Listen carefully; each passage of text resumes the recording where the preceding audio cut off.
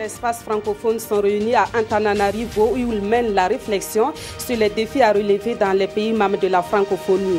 L'ouverture du 16e sommet de la francophonie a eu lieu ce matin en présence du président du Faso. 13 500 emplois pour sortir des jeunes burkinabés du chômage. Le programme d'insertion socio-professionnelle des jeunes a été lancé ce samedi par le Premier ministre Paul Kabateba. Le coût de ce programme est estimé à 5 milliards de francs CFA. En santé, l'hôpital pédiatrique Charles de Gaulle a réalisé une prouesse en sauvant des bébés siamois. Ces bébés avaient été admis dans ce centre de santé le 10 novembre dernier. Les désormais jumelles se portent bien au grand soulagement de leurs parents. À l'étranger, le père de la révolution cubaine n'est plus. La mort de Fidel Castro a suscité de nombreuses réactions, dont celle de la communauté des Cubains exilés aux États-Unis. Les membres de cette communauté ont laissé exploser leur joie à l'annonce de la mort de Fidel Castro. Bonsoir, merci de nous suivre. Cela dit, les travaux du 16e sommet des chefs d'État de la francophonie ont débuté aujourd'hui dans la capitale malgache. Le président du Faso participe à ce sommet aux côtés d'une trentaine de chefs d'État et de gouvernement. Le thème de cette rencontre de la francophonie porte sur la croissance partagée, le développement et la stabilité dans l'espace francophone. Le reportage de nos envoyés spéciaux Arthur Ouedraogo et Foussé Nikindo. Après le rendez-vous manqué de 2010, Madagascar revient à la une cette année. La tenue effective du 16e sommet de la francophonie marque un tournant important pour la grande île dans ses rapports avec la famille francophone. Antananarivo 2016 sera le lieu d'importantes décisions pour l'approfondissement de l'idéal francophone.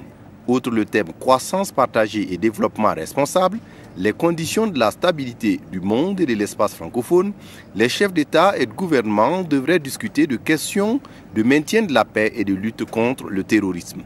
Pour le président du Faso, arrivé hier dans la matinée, loin de penser que cette rencontre de Tana, l'autre nord de la capitale malgache, est un sommet de plus, ce serait l'occasion d'affirmer davantage la dignité de l'homme francophone. L'OIF ne doit pas simplement le regroupement de ceux qui parlent le français.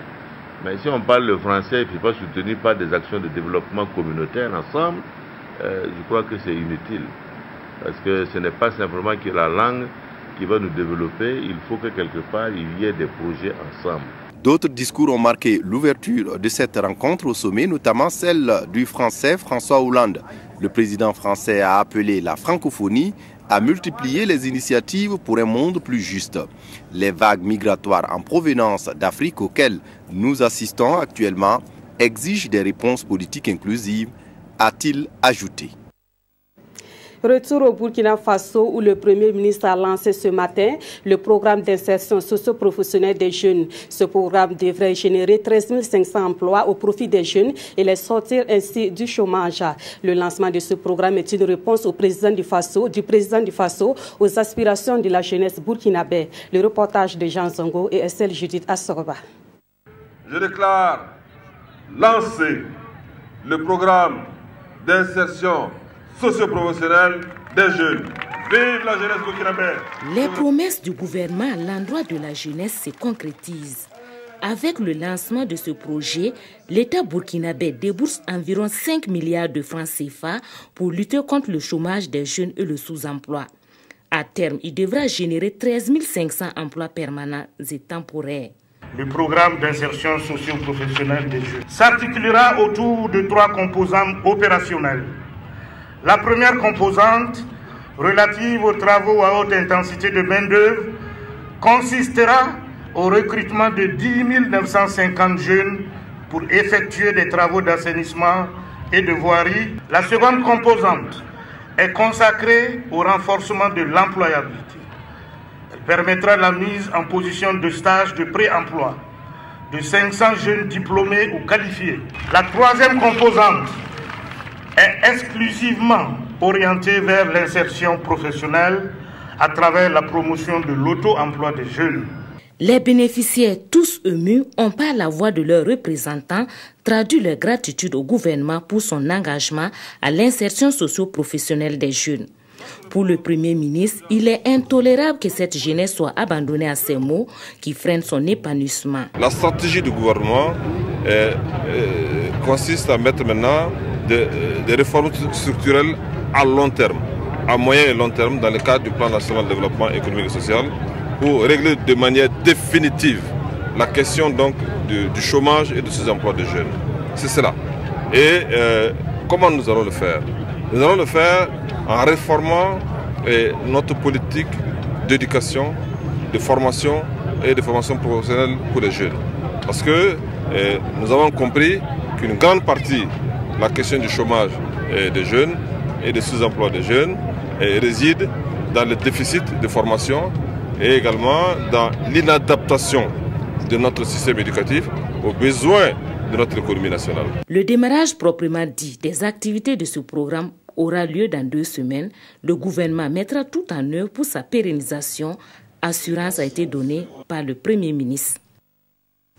L'Assemblée nationale française est disposée à accompagner le Burkina Faso en matière de sécurité et de démocratie.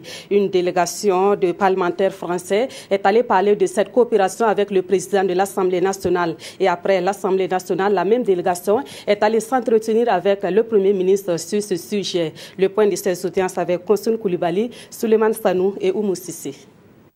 Soutenir le Parlement burkinabé dans le cadre de la diplomatie parlementaire franco-burkinabé, c'est le message que cette délégation de parlementaires français est venue transmettre au président de l'Assemblée nationale. C'est une visite qui ouvre un nouveau chapitre sur des axes de coopération entre les commissions en charge de la défense des 2 parlements. C'est une nouvelle assemblée et nous sommes tout à fait ouverts, le président Barthelone est tout à fait ouvert à des coopérations et à des formations même, à la fois des parlementaires mais aussi des administrateurs de l'Assemblée nationale. Et comme c'est une nouvelle assemblée et que le peuple en a ainsi décidé, eh bien on va vous aider à faire en sorte que cette démocratie, elle vive et que vous puissiez aussi, en particulier sur la défense et la sécurité, pouvoir améliorer peut-être très certainement les textes. Vous avez ces sujets, nous les avons vécus nous aussi, avec un certain nombre de textes législatifs et budgétaires aussi, budgets qui ont été augmentés en matière de défense et de sécurité, et puis législatifs également, en termes de droits, à la fois pour bien sûr nos armées et nos services de sécurité, mais aussi des libertés individuelles. L'audience entre Salifou Diallo et ses émissaires de Paris s'inscrit dans le cadre d'une tournée de ces parlementaires français. Après le Mali et le Niger, le Burkina est la dernière étape. Les parlementaires ont aussi été reçus par le Premier ministre. Ils sont venus rassurer le chef du gouvernement de l'engagement de la France aux côtés du Burkina en matière de formation des jeunes, de l'énergie, des transports, de l'agriculture et bien d'autres domaines. Hier, à l'Assemblée nationale, les députés ont adressé 5 questions orales au gouvernement. Ces questions sont relatives à la qualité des télécommunications, au statut actuel du FESPACO, à l'assainissement et aux accidents de la circulation. À ces questions s'ajoute la récente opération de vente de parcelles organisée par la Sonature. Le résumé de la plénière avec Konsun Koulibaly et Aruna Mari. En débat à l'Assemblée nationale dans l'après-midi du vendredi 25 novembre, 2 questions adressées au gouvernement. La première est relative à la qualité des télécommunications. Pour le député Hervé Konaté du groupe parlementaire UPC, les services offerts aux usagers des services de télécommunications laissent à désirer. Je suis à moitié satisfait parce qu'elle a développé des batteries de mesures qui sont entreprises par le gouvernement pour améliorer la qualité des télécommunications au Burkina. Mais j'aurais souhaité qu'on puisse nous donner un délai, qu'on puisse développer, n'est-ce pas, un calendrier de mise en œuvre. Pour la ministre en charge de l'économie numérique, des actions sont en cours pour le maillage du territoire avec la fibre optique et le G-Cloud afin d'offrir des services plus adaptés. La deuxième question avec débat a porté sur le statut du FESPACO.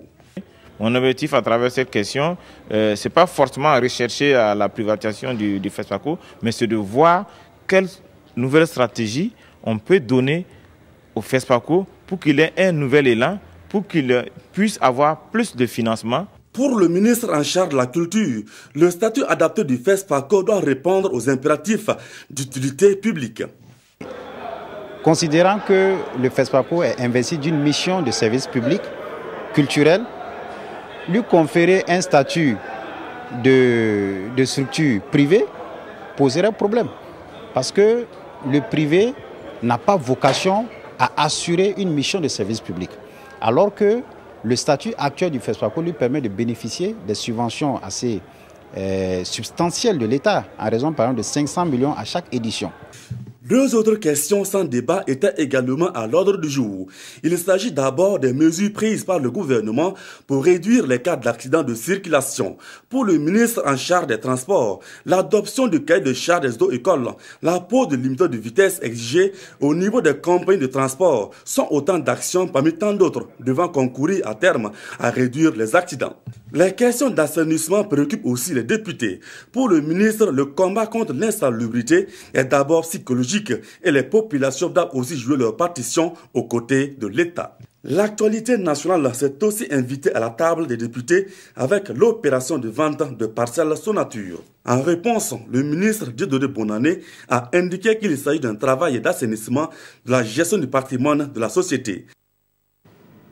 Autre point de l'actualité, l'heure est au bilan pour le PAPSA, le projet d'amélioration de la productivité agricole et de la sécurité alimentaire. Ce projet est mis en œuvre grâce au partenariat entre le gouvernement burkinabé et la Banque mondiale. Les représentants des deux parties se sont retrouvés à Ouagadougou pour faire le point des activités déjà menées et formuler les recommandations pour la suite du projet. Moussa Ouedraogo, Estelle Judith Assorba. Les activités du PAPSA, projet d'amélioration de la productivité agricole et de la sécurité alimentaire, passaient à la loupe à cette rencontre. À moins de 2 ans de la fin du projet, c'est une satisfaction générale qui se dégage dans l'ensemble. Vous savez que le projet est mis en œuvre il y a cela plus de 5 ans. Et au jour d'aujourd'hui, nous commençons à voir les impacts de ce projet sur le terrain en termes de satisfaction des bénéficiaires dans tous les volets, que ce soit dans le domaine de l'environnement, de la production animale, de la production agricole, mais aussi notre appui au Centre régional d'agriculture. Nous avons vu que véritablement il y a des avancées en termes d'amélioration de la productivité et de la sécurité alimentaire des populations, mais aussi pour tous les aspects liés à la protection de l'environnement. Des activités qui se sont bien déroulées, certes, cependant des aspects restent à être améliorés pour une mise en œuvre efficace du projet. Il va falloir que les uns et les autres sur le terrain s'approprient de l'exécution même des activités et qu'ils puissent apporter un véritable appui conseil aux producteurs. Un autre aspect, comme tout au niveau de la Banque mondiale, d'accepter quand même que débourser un peu pour pouvoir accompagner les producteurs dans certains équipements et dans certaines manières dans le renforcement des capacités. Cette rencontre entre la Banque mondiale et les acteurs du projet a aussi servi de cadre pour faire le point de la situation de la passation des marchés et de la gestion financière. Pour un financement total de près de 38 milliards de francs CFA, le taux de décaissement s'élève à 57%, un taux jugé appréciable par les deux parties. Parlons toujours de projets dans le secteur agricole. Le projet AGRA finance et fait la promotion de l'agriculture. Dans l'ouest du Burkina Faso, ce projet accompagne Nafaso, une structure de production de semences. Et grâce à cet accompagnement, Nafaso a aujourd'hui une réputation régionale avec une production de plus de 5000 tonnes de semences par an. Visite guidée avec Karim Ilboudo et Amadou Lougui.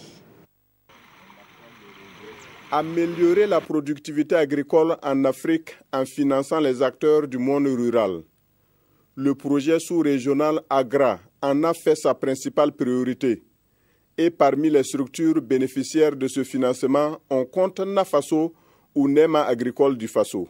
Nous avons eu un soutien pour nous permettre d'organiser les parcelles de démonstration, les visites commentées pour que les gens connaissent la semence, pour la production des semences de riz, la production de semences de niébé et la production de semences de maïs. Un appui orienté également vers la formation du personnel et des techniciens. En une décennie à peine, la production sémencière de Nafaso a été multipliée par 50. Avant 2008, on était à moins de 100 tonnes. Et à partir de 2008 déjà jusqu'à 2016, actuellement, nous sommes à 5000 tonnes. Quand nous prenons en termes de chiffre d'affaires, en 2008, on était à moins de 100 millions. Et en 2016, nous sommes à 2 milliards et un peu. Une performance qui a valu à Nafaso les encouragements du projet AGRA, un projet intervenant dans 18 pays et qui entend insuffler un nouvel élan à l'agriculture en Afrique.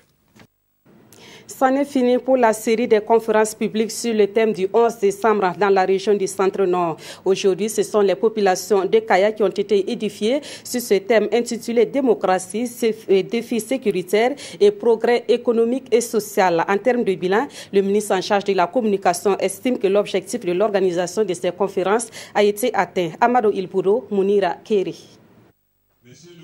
Après Boulsa et Kongossi, c'est le tour de Kaya de recevoir la commission thème de la célébration du 11 décembre prochain.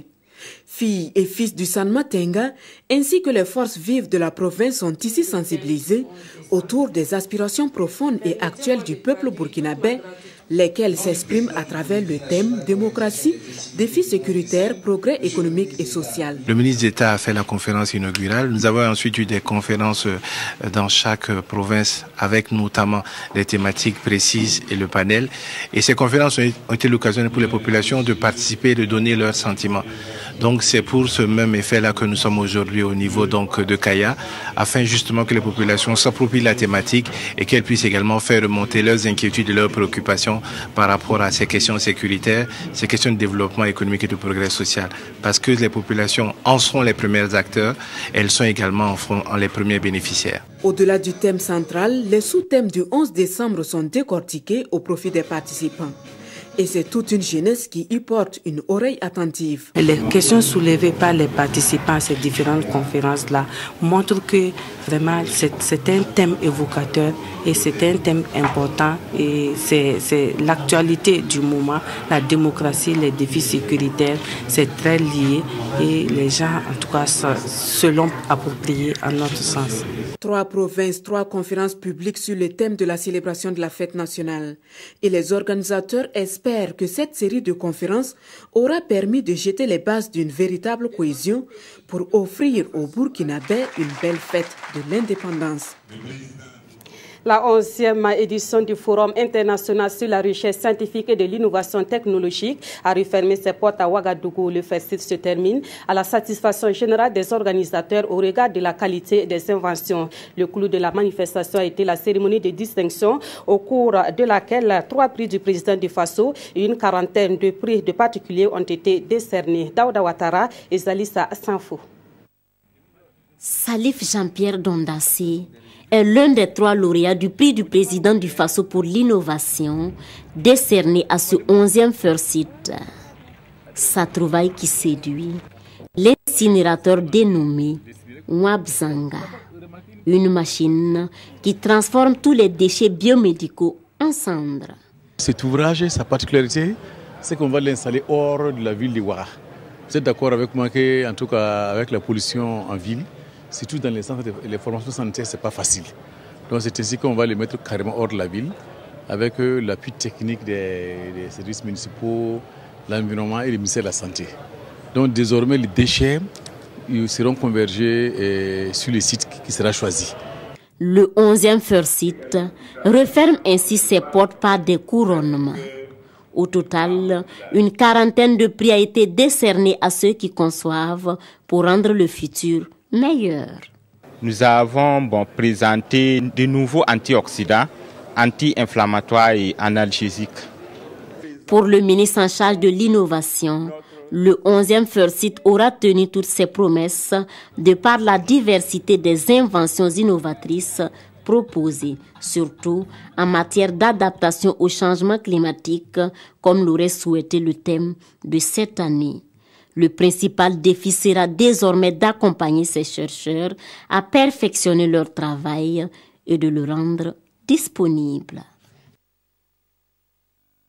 On reste dans le même domaine pour dire que la France soutient les jeunes chercheurs et innovateurs des pays en voie de développement. Et ce soutien est fait à travers le prix dénommé « La France s'engage au Sud ». Ce prix est à sa 2e édition et 10 jeunes Africains, dont 2 Burkinabés, ont été lauréats. Ils ont reçu chacun près de 28 millions de francs CFA. Plus de précisions avec Gérard Soumé et Ismaël Dilouma Sirima.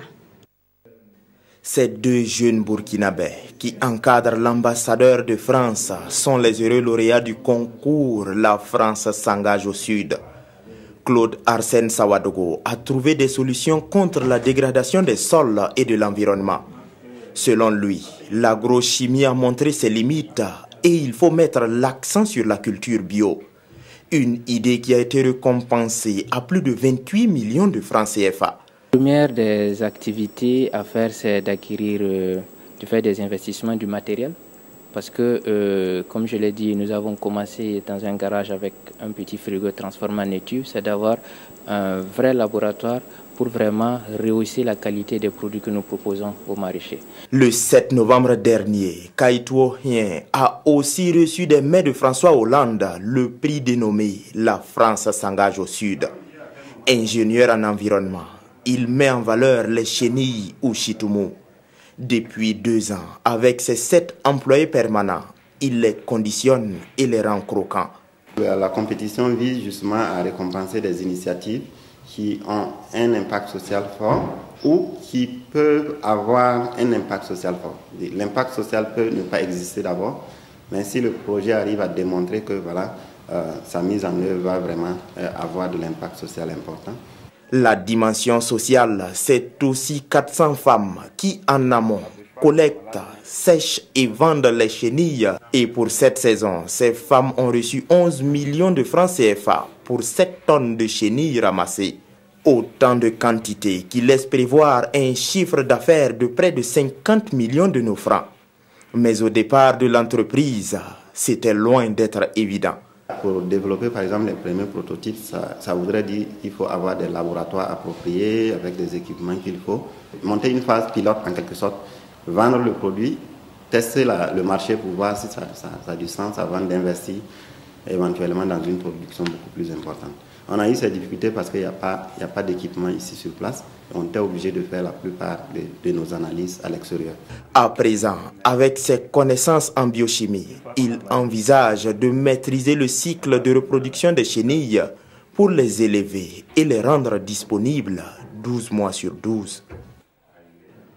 Et pour arriver à ce genre de prouesse, il faut certainement évoluer dans de bonnes conditions d'études. Et ce n'est pas le cas pour certains étudiants de l'université de Koudougou. Mais l'espoir est encore permis puisque ces derniers disent détenir les solutions aux maux qui minent le système universitaire burkinabé. Des solutions consignées dans un document qu'ils ont remis au premier responsable de l'enseignement supérieur, Moussa Ouedraogo, Zoubavier David Dabiri. Malgré les efforts déployés par le gouvernement, les universités burkinabées sombrent encore dans la léthargie. Et le chevauchement des années académiques qui en découlent demeure une source permanente de tension entre les différents acteurs.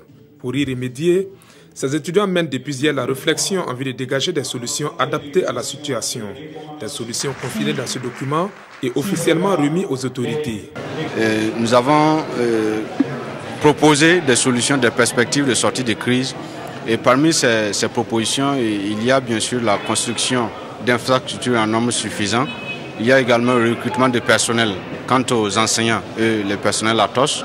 Nous avons également la gouvernance au sein des universités, parce que vous savez que ce n'est pas toujours aisé quand la communication ne passe pas au sein des administrations locales et centrales. Quand nous on a fait les inscriptions là, c'est 2 ans après nous on a commencé. Et pour être sûr d'être bien compris, ces étudiants illustrent le contenu du document à travers une série de sketchs sous le regard soutenu de leur premier responsable. Ce sont des intelligences, des réflexions, des idées, et des analyses qui ont été faites donc sur ces retards-là, voilà, tel que ça se vit au niveau de l'université de Koudougou ici, et certainement tel que ça se vit aussi ailleurs dans les autres universités publiques. Donc nous allons porter une attention très particulière à ce document. Les différentes parties promettent se retrouver bientôt pour pousser la réflexion sur le sujet. Il s'agira d'aplanir les divergences sur les moyens de sortie de crise dans les universités au Burkina Faso. Un mot de santé dans cette édition. L'hôpital pédiatrique Charles de Gaulle a réussi une prouesse, une intervention chirurgicale de bébé et siamois. Ces bébés avaient été reçus dans cet hôpital le 10 novembre dernier. Les parents de ces désormais jumelles ont appris la nouvelle avec soulagement, eux qui avaient des croyances mystiques sur les bébés siamois. Aujourd'hui, Ruki et la fille Latifatou se portent bien. On voit cela avec Moussa Ouedraogo et Mounira Keri. Ruki et Latifatou sont des bébés siamois nés à Manga le 10 novembre dernier. Au-delà du sang qui les unit, ces jumelles sont venues au monde collées l'une à l'autre. Et pour les sauver, une intervention chirurgicale s'impose. C'est alors que les sœurs siamoises sont urgemment reçues par l'hôpital pédiatrique Charles de Gaulle. Après intervention, Ruki et Latifatou sont désormais indépendantes l'une de l'autre et hors de danger.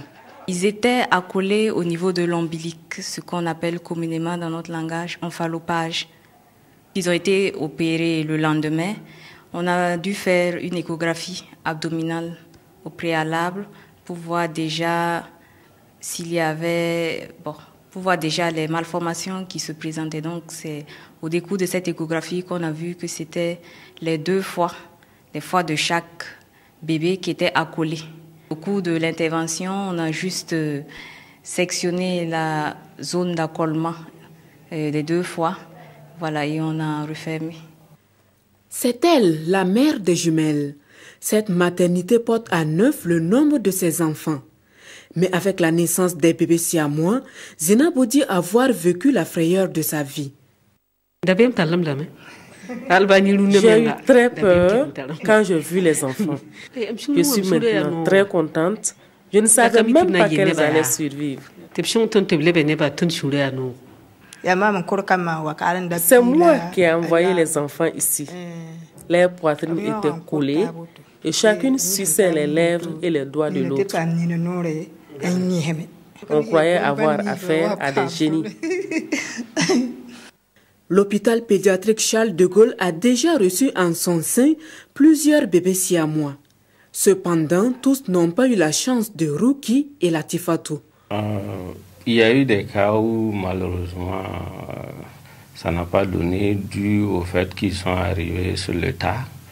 Parce que comme vous le savez, nous on n'a pas de service de maternité. Ces enfants-là naissent donc ailleurs et donc nous sont référés par la suite pour une meilleure prise en charge. À présent, Ruki et Latifatou évoluent comme tout autre bébé. Et très bientôt, les parents pourront rentrer chez eux à Manga avec leurs jumelles en bonne santé.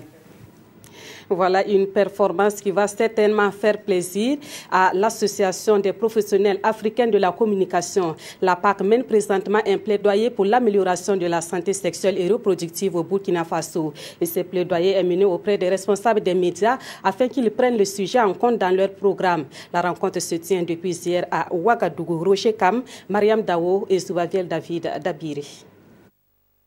L'information sur la santé sexuelle et reproductive, une nécessité pour mieux orienter les jeunes de 15 à 24 ans. La conviction est de l'APAC, l'Association des professionnels africains de la communication.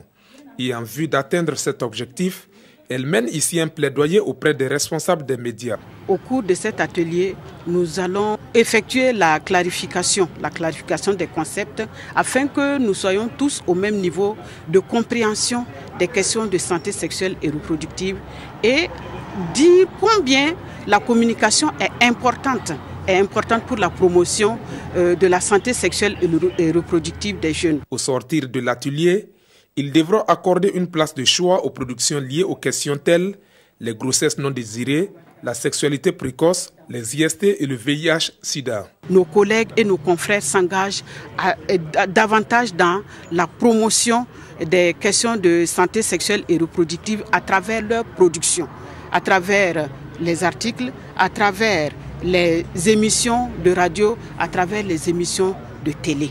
C'est vraiment les attentes que nous formulons aujourd'hui vis-à-vis de nos confrères, de nos collaborateurs et surtout des responsables des organes de presse. Cet atelier entre dans le cadre des activités de la phase 2 du projet Voix pour la santé, un projet qui bénéficie dans sa mise en œuvre de l'appui financier de l'ONG américaine Planned Parenthood Global. Autre point de l'actualité, nous parlons de cinéma dans cette édition. L'assassin de ma maîtresse, c'est le titre d'un film réalisé par Aboubakar Sangaré et Emmanuel Baïdé. Ces deux jeunes réalisateurs, à travers leur œuvre, plongent les cinéphiles dans un monde d'humour, de tromperie et d'enquête. La première de ce film a eu lieu hier au ciné Burkina, Biludou Basongo et Vincent Tchendrebego. L'histoire se déroule à Ouagadougou. Sam est entrepreneur, Nadine, sa femme, est enceinte. Il profite de l'absence de son épouse en voyage d'affaires pour amener sa maîtresse dans le lit conjugal. Pendant leur sommeil, la maîtresse est assassinée par un inconnu. Rachel, réveille-toi, Rachel! Comment se débarrasser d'un cadavre dans une ville sous haute surveillance policière? Une fiction titrée L'assassin de ma maîtresse.